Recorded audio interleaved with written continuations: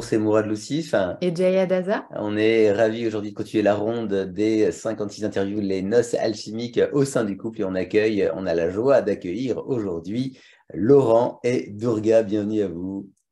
Merci Bonjour. beaucoup de l'accueil. Bienvenue. Bonjour. Bonjour à vous deux. Alors, on va commencer, comme à l'accoutumée, par vous présenter l'un et l'autre. Alors, toi, Laurent, tu es un ancien informaticien et tu t'es reconverti dans le développement personnel et donc tu es thérapeute actuellement et tu te nommes encourageant à la souveraineté personnelle et tu as développé des outils, notamment sur l'espace émotionnel et sur l'échelle émotionnelle, comment accompagner avec cet outil-là. Est-ce que tu veux nous en dire davantage, Laurent? Oui, c'est vraiment une découverte importante pour moi à l'échelle émotionnelle. C'est un outil qui permet d'aller écouter ses émotions. C'est ce qui a fait basculer un peu ma vie, puisque c'est bien beau de dire, OK, je ne veux plus être ingénieur en informatique, mais qu'est-ce que je vais faire et qu'est-ce que j'ai à apporter aux autres? Et puis, j'ai trouvé ça. C'est quelque chose qui m'a permis d'aider les gens sans être dans les habitudes de dépendance à un thérapeute où ça peut durer. Donc, j'étais ravi de pouvoir rendre les gens autonomes le plus vite possible, leur donner des outils. Donc, je suis un transmetteur d'outils.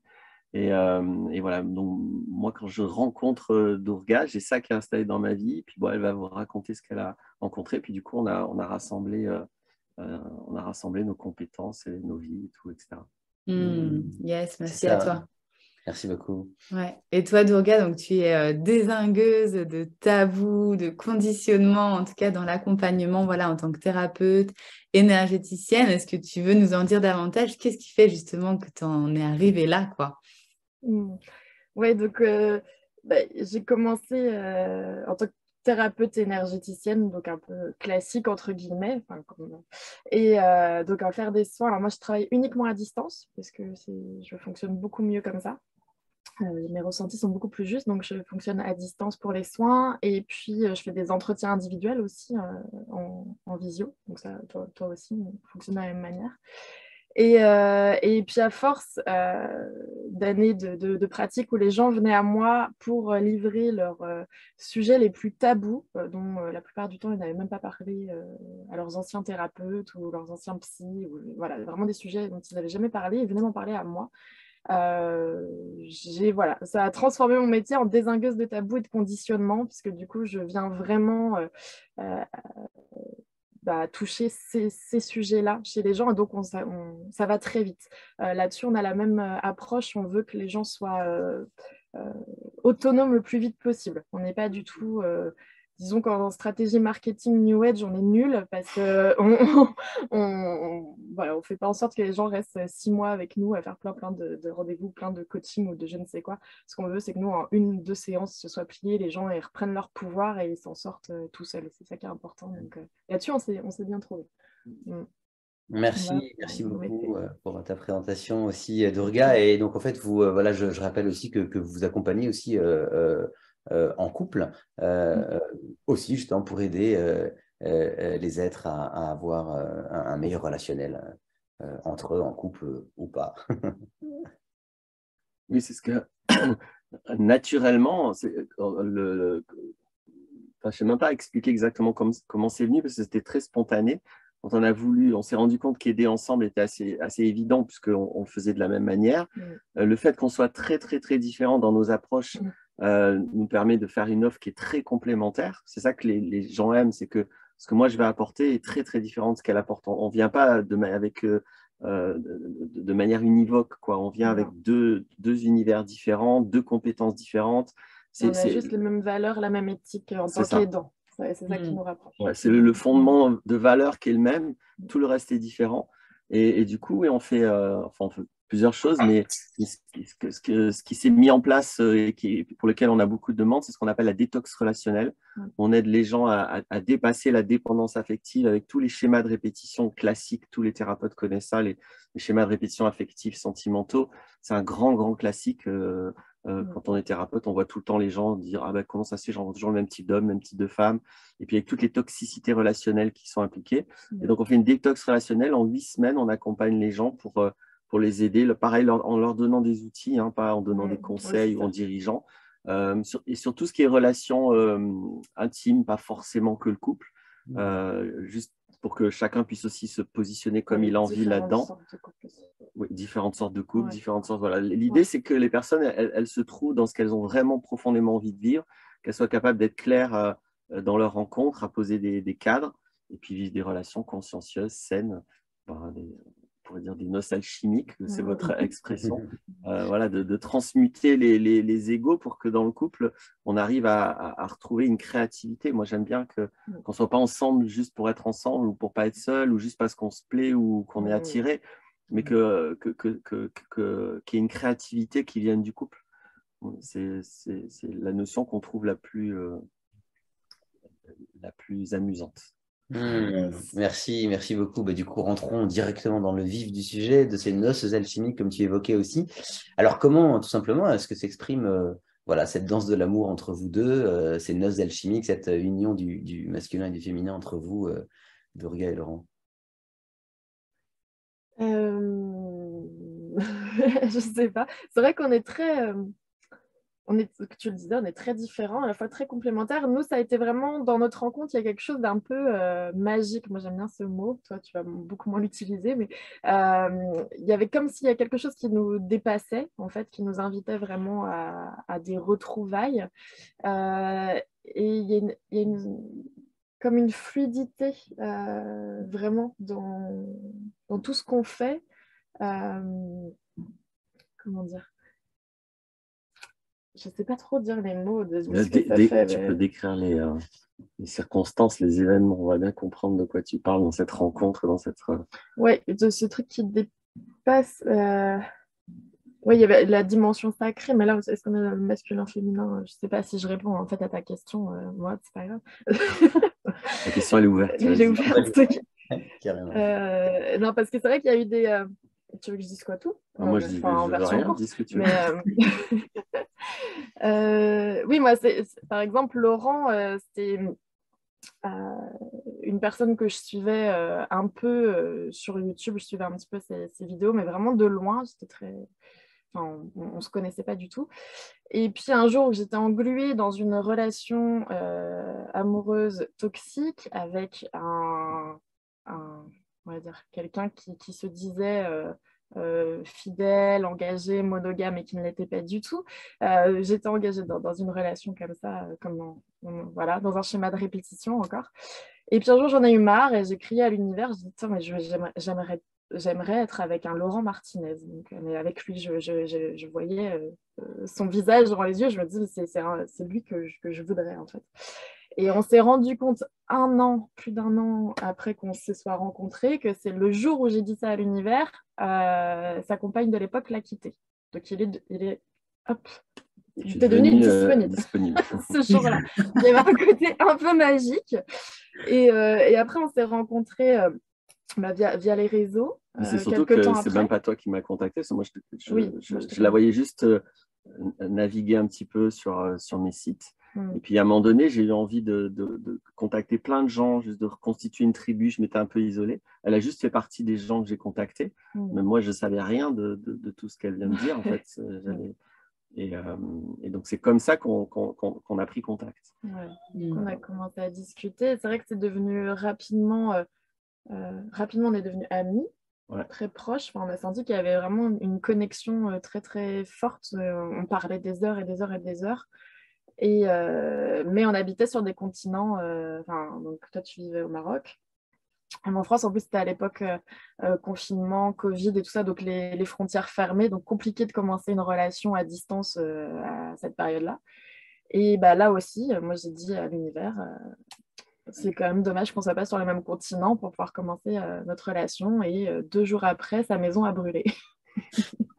Du coup... Je vivais dans une oasis au Maroc, il y a un incendie.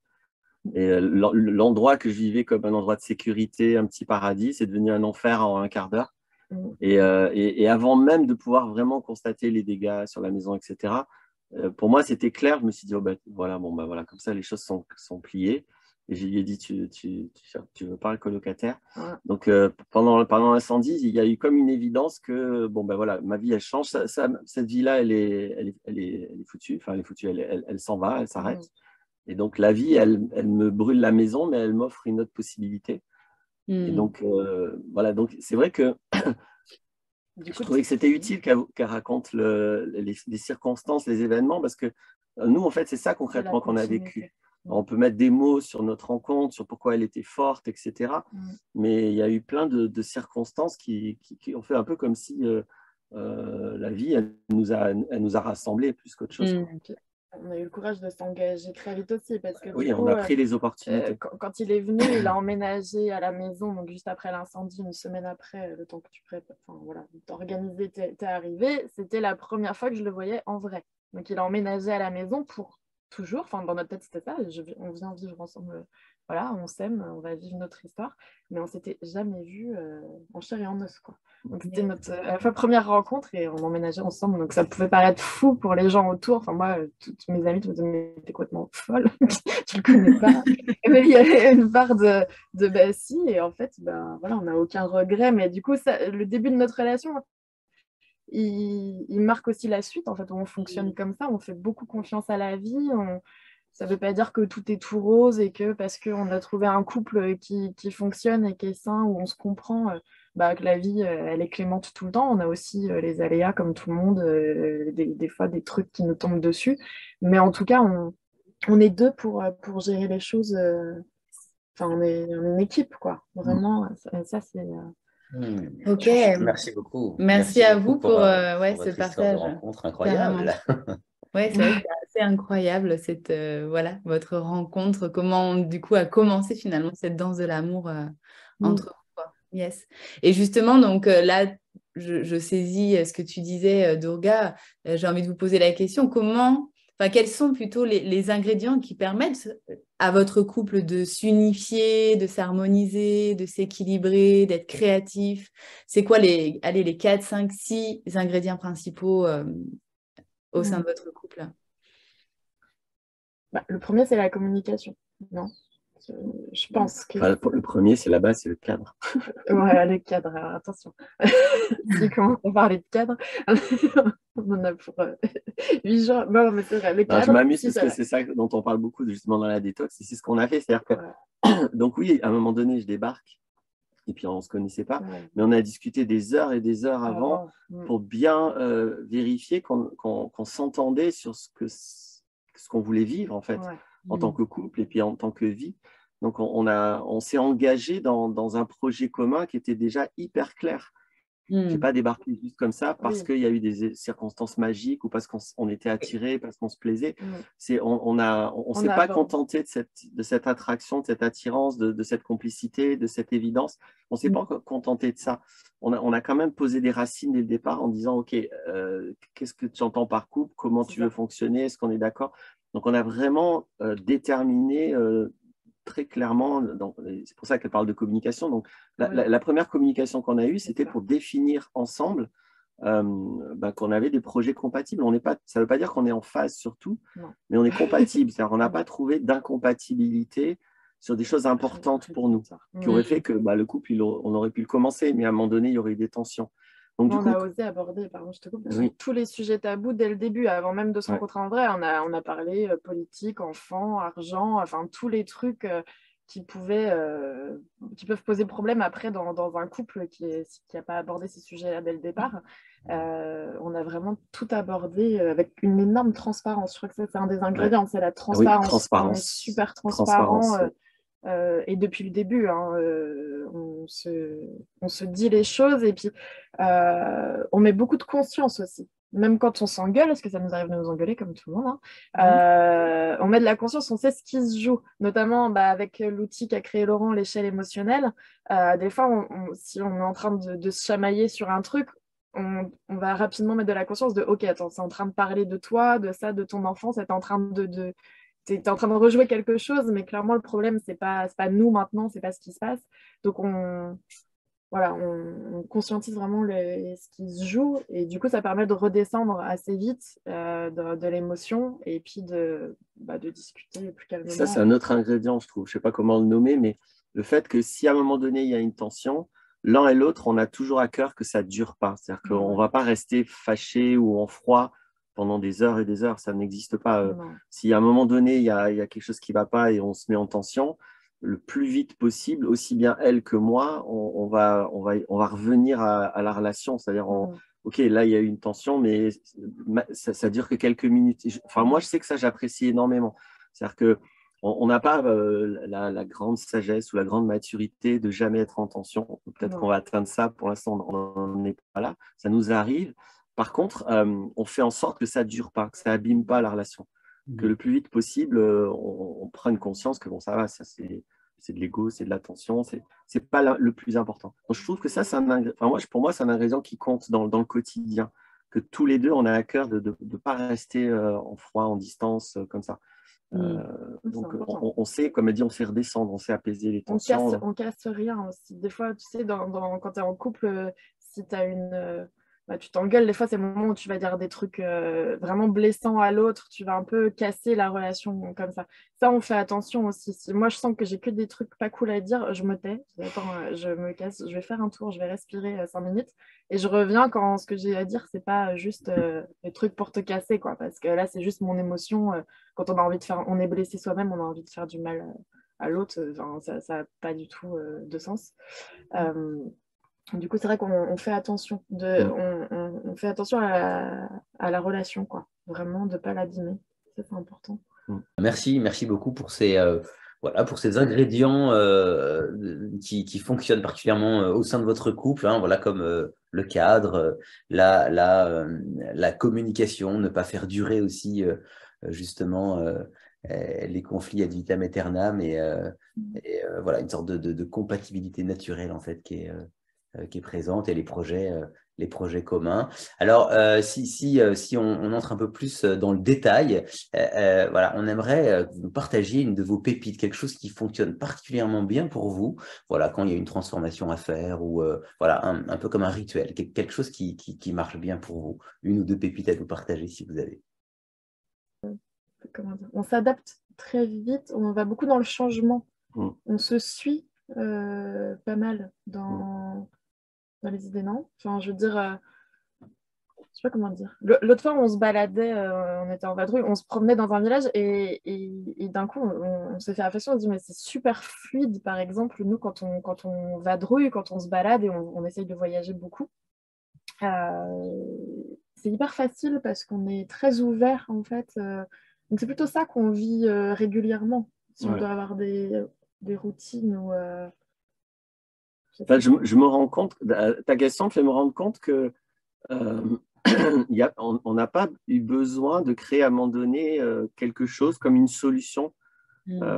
Alors, à part peut-être ce qu'on vous a dit tout à l'heure, c'est cette façon qu'on a de redescendre, mais c'est très simple. À un moment donné, il faut qu'on se rappelle le plus vite possible, même si à un moment donné, on a besoin de prendre la distance, etc., de revenir à la relation et de revenir au lien le plus complice. Mais ça fonctionne plutôt facilement quoi, entre nous. Du coup, on n'a pas eu besoin Parce qu'en plus, on est thérapeute, on a des outils. Par exemple, on a parlé de l'échelle émotionnelle. Je pourrais te dire, bah, voilà une pépite. Quand on a un problème, on fait l'échelle émotionnelle. Mais en fait, ce n'est pas vrai. On l'a fait une fois, on le sait, on se réfère.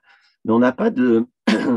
Et du coup, je crois qu'on n'en a pas parce qu'en fait, on n'en a pas besoin. On a quand même trouvé une façon de fonctionner. Encore une fois, non pas qui implique pas des problèmes des fois ou des tensions ou des désaccords, mais notre façon de fonctionner fait que ça ne dure pas, et que ça ne crée pas des problèmes dans le couple. C'est juste des embûches, des choses qu'il faut traverser, des challenges, c'est des trucs comme ça. Mais moi, ce que je pourrais dire quand même que j'aimerais, je ne sais pas si c'est une pépite, mais c'est de pouvoir partager toutes mes peurs. Quand il y a des peurs, et même toi, tous les deux, on exprime très facilement nos peurs l'un à l'autre quand on sent qu'il y a quelque chose qui nous dérange dedans. Et d'avoir la sécurité que l'autre ne va pas se servir de tes peurs contre toi à un moment donné, ou va pas te les ressortir, ou va pas... juste qu'il y a une immense bienveillance et que c'est OK, là, tu as peur, OK, je comprends. Donc, je vais peut-être faire, moi, cette fois-là, plus de pas vers toi parce que toi, tu as une peur là que moi, j'ai pas. Et du coup, on est plus là-dedans, dans vraiment une grande... ça revient à la transparence. Oui, mais aussi de l'empathie et de la générosité. Je ne sais pas, il y a quelque chose de... Une sorte de bienveillance peut-être, non? Ça. Oui, voilà, beaucoup de bienveillance. Mais il y a aussi ce truc... désolée, il y a une moto qui démarre à côté, j'espère que vous ne l'entendez pas trop. Il y a aussi ce truc, comment dire, très fluide. Par exemple, pour la détox relationnelle, je me suis levée un matin et j'ai dit, tiens, j'ai eu une idée, si on faisait un programme pour accompagner les gens à vivre un couple comme nous on vit, parce que j'ai vraiment envie que tout le monde puisse avoir la chance de vivre ça. Et toi, tout de suite, tu me dis, bah, go, on y va. On s'est posé le temps du café. En 2 heures, le programme était fait. Et puis l'après-midi même, on le proposait aux gens. Et c'était vraiment ça pour moi, c'est notre pépite, ce truc où on s'était dit comment on va faire pour aider les gens ensemble alors qu'on ne fait pas du tout la même chose comme métier finalement. Et là, d'un coup, c'est venu vraiment comme si l'idée, elle était envoyée de je ne sais où. Hop, je la chope, je te dis, tiens, regarde, il y a cette idée. Toi, tu me dis, allez, hop. Toi, tu es plus la matière que moi. Je suis la plus perchée des deux, quoi. Lui, il est vraiment très ancré, et moi, un peu plus aérienne, on va dire. Et du coup, à nous deux, enfin, un truc ça se crée, quoi. Ouais, ça se fait tout seul. Mais on le disait dans le couple sacré, tu vois, ça fait, même si on n'est pas très langage des oiseaux, ça fait le sacré, tu vois. Si tu coupes en deux, tu vois. Et il y a ça, le fait de. Et ça, c'est quelque chose qu'on peut créer que tous les deux ensemble. C'est-à-dire que si Laurent est avec quelqu'un d'autre ou moi avec quelqu'un d'autre, même si on est si on est dans un couple qui fonctionne aussi bien, ce qui est créé de ce couple serait forcément différent parce qu'on serait avec quelqu'un d'autre. Donc ça, c'est vraiment unique pour nous. Je dirais que moi, c'est un peu ça la question. Ouais, puis c'était important. Enfin, ça faisait partie des choses dont on a parlé, c'est-à-dire, ok, on a envie d'être ensemble, mais à quoi ça va servir? Et puis pas que pour nous, c'est-à-dire que qu'est-ce qu'on va créer ensemble? Si c'est être ensemble que pour être ensemble, c'est non pas qu'on juge ça, c'est juste que c'était pas ce qu'on avait envie. Ouais. On avait envie qu'il y ait de la créativité, mais vraiment de la créativité. Et surtout qu'on était tous les deux déjà créatifs personnellement, chacun dans notre vie, et on voulait que ces deux créativités en créent une autre. Ouais, le sacré, ouais, je pourrais dire que c'est la créativité, notre pépite. Mais comme c'est vous, important. C'est ça. Oui, vous avez un projet ensemble. Et puis le projet, et voilà, ça, c'est quelque chose qui nous parle énormément. Merci beaucoup pour toutes ces pépites partagées. Alors, voilà, je récapitule un petit peu la pépite qui est en fait finalement la pépite qui n'est pas préconçue, c'est-à-dire que voilà, vous avez l'art de pouvoir solutionner des questions sans outils préétablis. La pépite de la bienveillance, comme tu disais, du partage sans peur, et puis la pépite sacrée, justement, c'est-à-dire qu'entre deux personnes, voilà, le couple sacré, c'est-à-dire le couple qui crée justement cette singularité, parce que justement ce sont deux personnes singulières. Merci pour ces pépites. Merci à vous.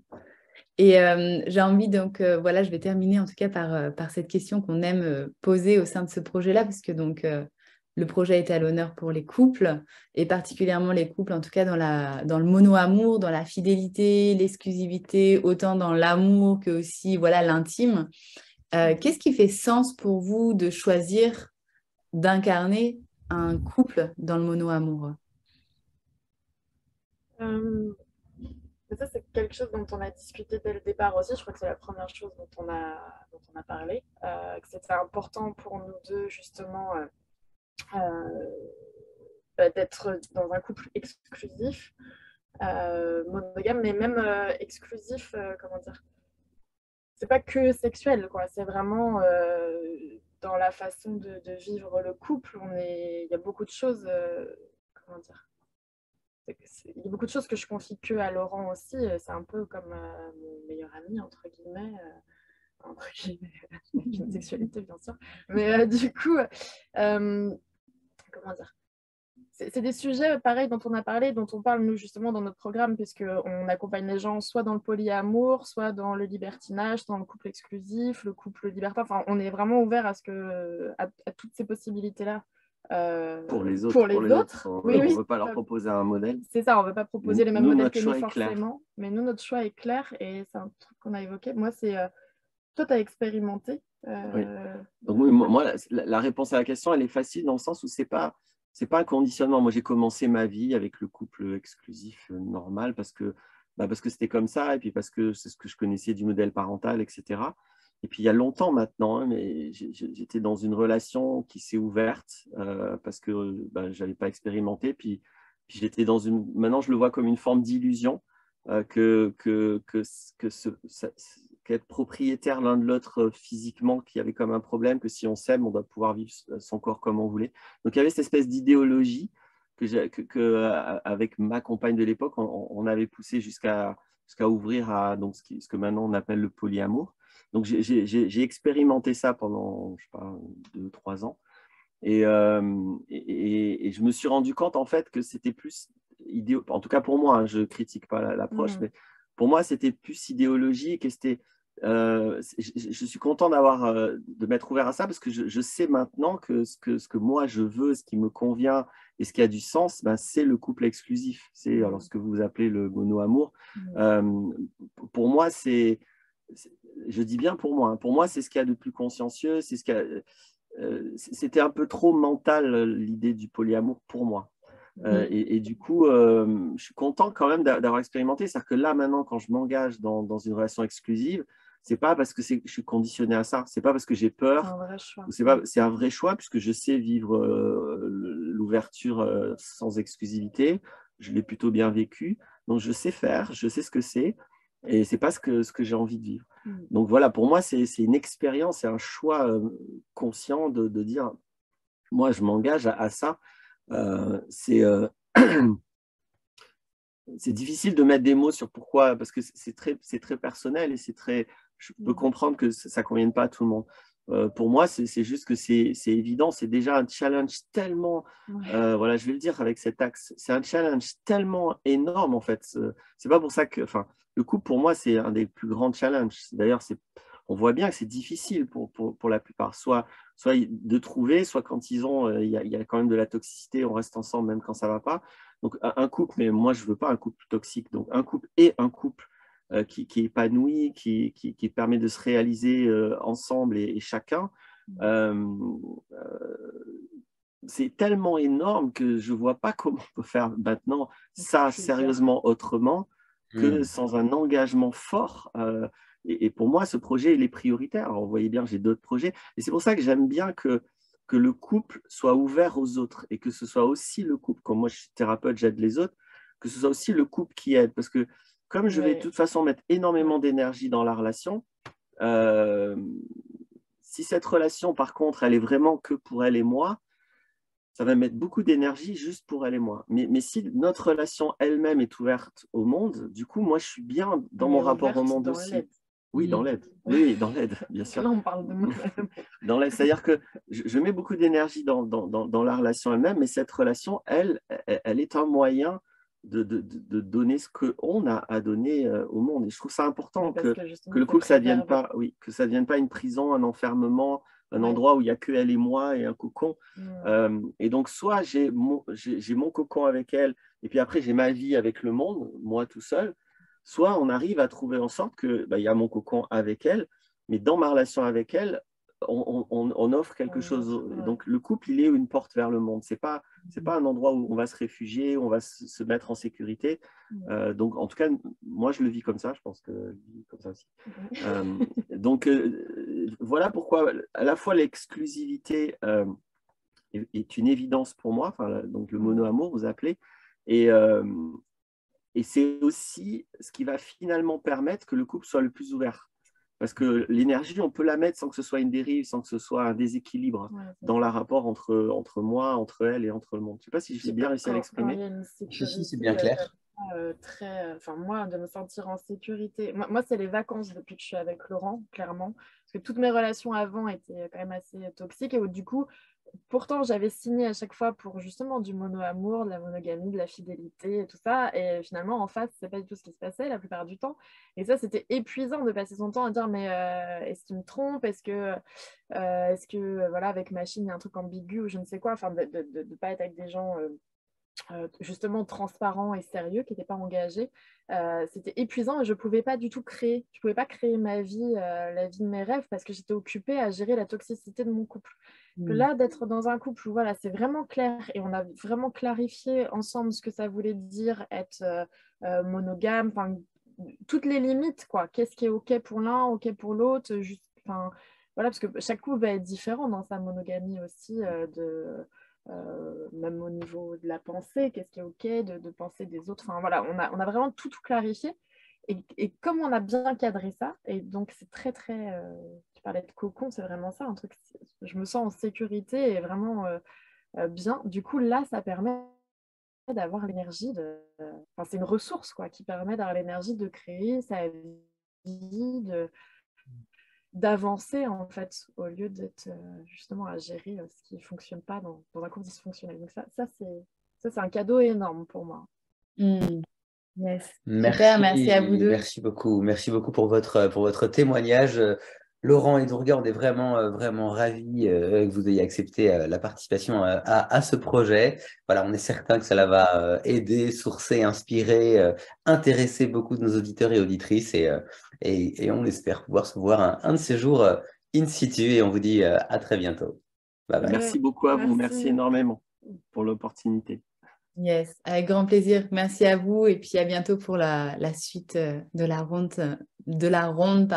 des interviews, les noces alchimiques au sein du couple. Ciao, ciao. Bye bye.